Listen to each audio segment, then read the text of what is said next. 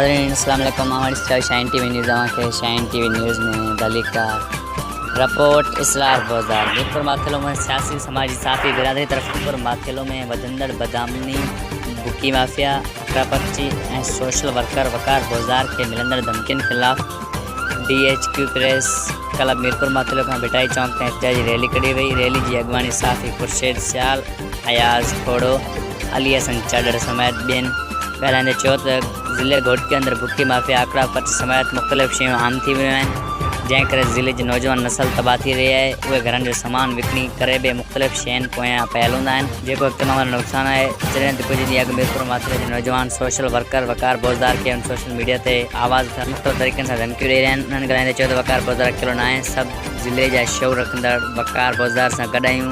उन्हनि SSP Ghotki DIG seeker खां मुतालबो कंदे चयो आहे त बुकी माफिया आकड़ा पर्ची जो कारोबार कंदड़नि समेत सोशल वर्कर वकार बाज़ार के धमकियुनि ॾींदड़नि खिलाफ़ कार्रवाई कई वञे। नथी सूरत में SSP घोटकी जे ऑफिस पर एहतजाज कयो वेंदो।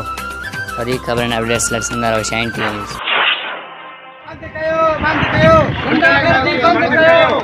दहशतगर्दी बंद कयो, मीरपुर में बुकी माफिया बंद कयो, बुकी माफिया बंद कयो, बुकी माफिया बंद कयो, बंद कयो, बंद कयो।